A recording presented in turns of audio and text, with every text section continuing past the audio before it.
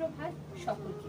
আজকে আমি সুহাসিনী দেব এবং আমার সহপাঠী শাগনিকা, অদ্রিজা, হর্ষিতা দিল্লি পাবলিক স্কুল দুর্গাপুরের পক্ষ থেকে একটি ছোট কথোপকথন করতে চলেছি বাংলা লোককলা ও শিল্পকলার একজন বিখ্যাত শিল্পী মাননীয় ব্রতচারী নরেশ জির সঙ্গে। সুপ্রভাত।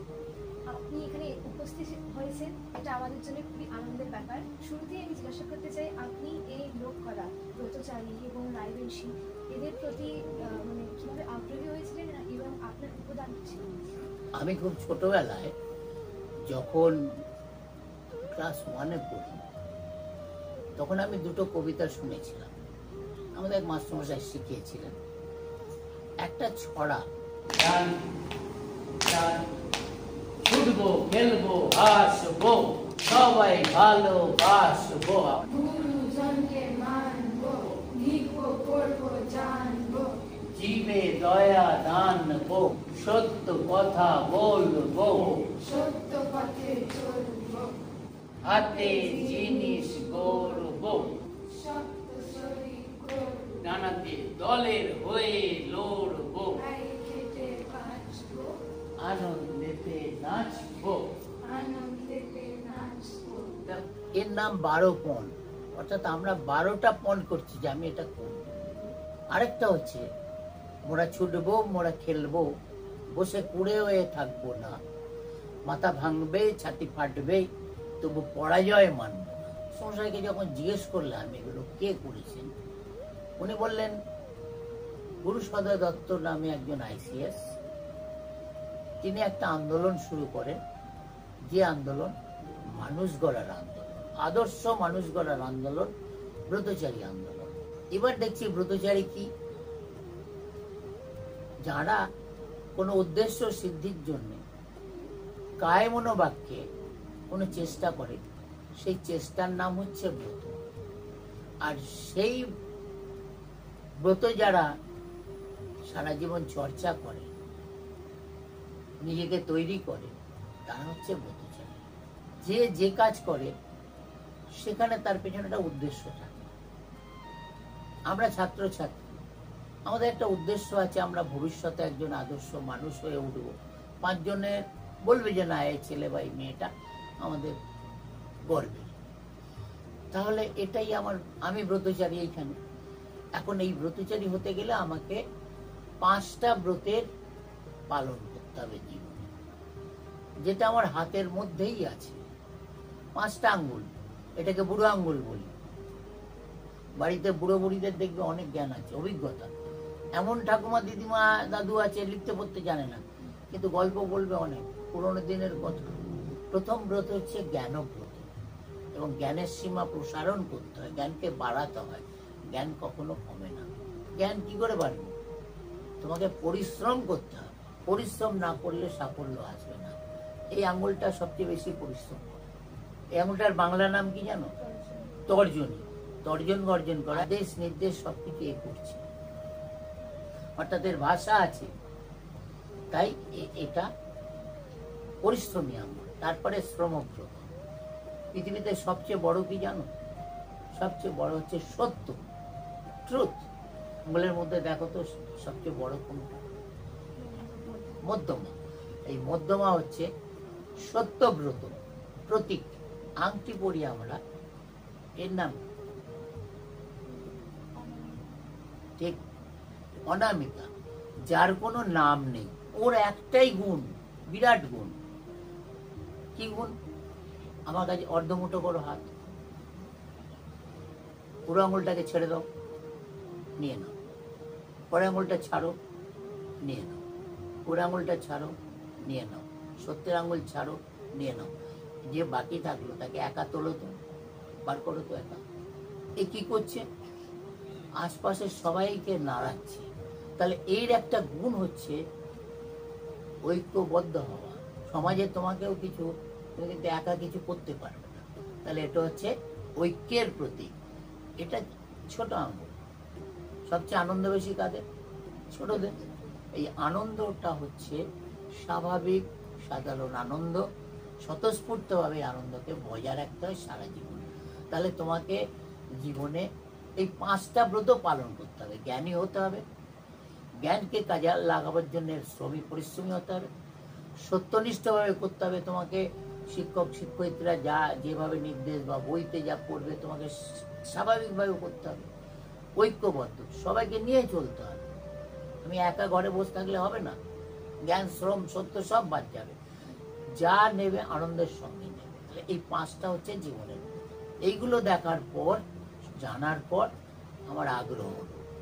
আমি আস্তে আস্তে এর একটা সংগঠন আছে, গুরু সদয় দত্ত প্রতিষ্ঠা করেছিলেন, বাংলার ব্রতচারী সমিতি। আমি সেই সমিতির সঙ্গে আস্তে আস্তে যুক্ত হয়ে তাদের প্রশিক্ষণ নিতে শুরু করলাম। এবারে সেখানে গিয়ে ওই 12 পণ, 17 মানা, 16 পণ এগুলো শিখলাম। আবার কিছু ছোট ছোট কথা শিখলাম। যেমন একটা চারা গাছ যেমন ছোট থেকে প্রতিদিন বড় হয়, আমরা মানুষরাও তো তাই, একটু একটু করে বাড়ি না। তো একটা ছড়া আছে, ছড়াটার নাম হচ্ছে ক্রমবৃদ্ধি। যতদিন বাঁচবো ততদিন বাড়বো, রোজ কিছু শিখবো, রোজ দোষ ছাড়বো, যাহা কিছু করব ভালো করে করব, কাজ যদি কাঁচা হয় শরমে দেব। এটা চল ফৌরা চলাই, झूठा बेईमान भोलाई, छोड़ हंसी मिजा, शरीर सुंदर बनाए, जितने रोग पास आए डर के मारे भाग जाए, पेट में भूख बढ़ जाए, खाओ रबड़ी मलाई।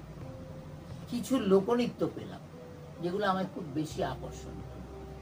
রায় বেশি, কাঠি, ঢালি, জারি, ঝুমুর, বাউল, শাড়ি, ধানমানা, ধামাইল, এরকম অনেক লোকনৃত্য আমাদের শেখানো হলো।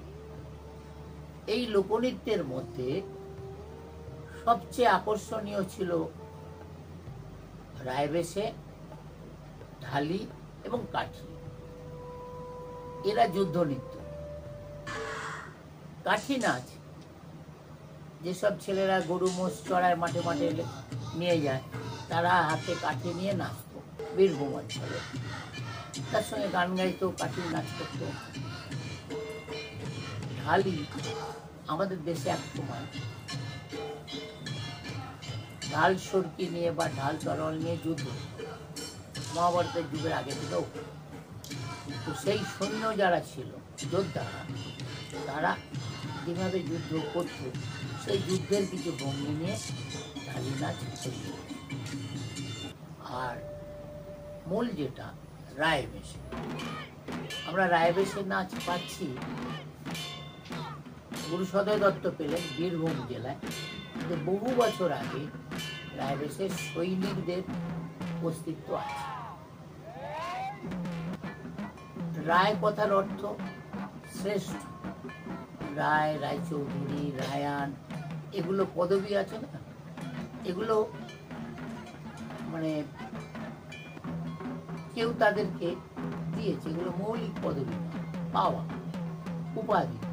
রায় শ্রেষ্ঠ, এরকম। তো রায় একটা কথা।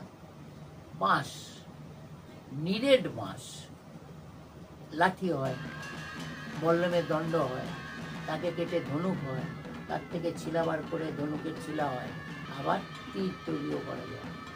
সেই নিরেট বাঁশ হচ্ছে শ্রেষ্ঠ বাঁশ। সব বাঁশ কিন্তু শ্রেষ্ঠ হয়নি। রায় বাঁশ বললে আমরা সেই নিরেট বাঁশকে, সেই নিরেট বাঁশের হাতিয়ার নিয়ে যারা যুদ্ধ করত তাদেরকে বলা হতো রায়বেশ। রায়বেশের যোদ্ধা। এই যোদ্ধারা হারা যেত, কারণ ওটাই ছিল তাদের জীবিকা। আমাদের যেমন এখন দেখো সৈনিকরা যেমন দেশ রক্ষা করে, আবার বিদেশেও সৈনিক পাঠায় অন্যদের সাহায্য করে, ওরাও সেরকম সৈনিক ছিল। ওদের পরবর্তীকালে সৈন্য থেকে ওদেরকে ইংরেজরা বাদ দিয়ে দেয়, বাতিল করে দেয়, বলে চলবে। তখন তারা জীবিকার সন্ধানে ঘুরতে ঘুরতে এই নাচের উদ্যোগ। গুরু সদয় দত্ত বীরভূম জেলার যখন আইসিএস ছিলেন 1930 সালে, তখন তিনি দেখেন যে কিছু তরুণ ঘাগরা পরে, দুল, লম্বা লম্বা চুল, তারা একটা নাচ, ঢোল কাশির তালে তালে। কিন্তু নাচের শেষে নাচটা মোটেই মেয়েলি নাচ নয়, পুরুষালী নাচ। আর নাচের শেষে তখন ওরা ওই ঘাগরা টাগরা খুলে ফেলে শুধু একটা বস্ত্র পরে তারা বিভিন্ন ধরনের কসরত করছে, ইংরেজিতে যাকে অ্যাক্রোবেটিক্স বলে, বাংলায় গ্রামীণ কসরত। নাম দিয়ে একজন আরেকজনের কাঁধে উঠে পড়ছে, আবার কেউ 3 জন 4 জন পরপর কাঁধে দাঁড়াচ্ছে, আবার কেউ পাঁচিলের ওপর উঠে যাচ্ছে, মানে মনে করছে মানুষ নিজেরাই পাঁচিল তৈরি করে ওপরে উঠে যাচ্ছে, কুমিরের মতো চলছে, ব্যাঙের মতো লাফাচ্ছে। এই কসরতগুলি প্রচন্ড শারীরিক কটুতা দরকার। এইসব নাচ দেখে গুরু সদয় ভাবলেন এরা কি নাচ। তখন ওরা বলছে রাই বিষে। এই রাই বিষে কেন না, রায়ের মতো রাধার মতো পোশাক পরিতে রাই বিষে। উনি কিন্তু এটাকে মানলেন না, বললেন না তোমাদের মধ্যে পুরুষালী ভঙ্গি, এখানে রাই বা রাধা করতে এলো, তার তো কোনো কিছু নেই। তখন তিনি গবেষণা করে দেখলেন এটা রায় বেশে যোদ্ধা, এরা কিন্তু রাই বিষে নয়। তিনি একটা রাই বিষে গান লিখেছিলেন, আয় মোরা সবাই মিশে খেলবো রাই বিষে। প্রথমে একটা গান লিখলেন এবং গানের মধ্যে রায় বেশের ইতিহাস দিলেন। রাজা মানস ও লিঙ্গের সম্রাটের পদা থেকে বেশে, এমনি ছোট্ট রায় বেশের দল গুজরাট দেশে। কলিঙ্গর সম্রাটের পদাতিক বেশে যেত, অর্থাৎ এই যে যোদ্ধা, পদাতিক বাহিনী, এরা যেত।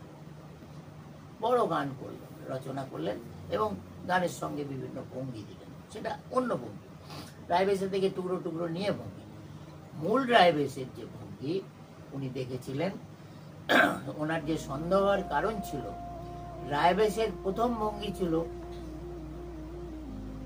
তীর ধনুক ছোড়ার, ভঙ্গি ছিল ঘোড়ায় চড়ার ভঙ্গি, তৃতীয় ভঙ্গি ছিল বর্ষা ছোড়া, চতুর্থ ভঙ্গি ছিল ঘণ্পা চড়া, পঞ্চম ভঙ্গি ছিল ঢাল তরোয়াল নিয়ে যুদ্ধ করা। এই ভঙ্গিগুলো নাচের মধ্যে সংযুক্ত রয়েছে, যা দেখে তার খুব সন্দেহ হয়।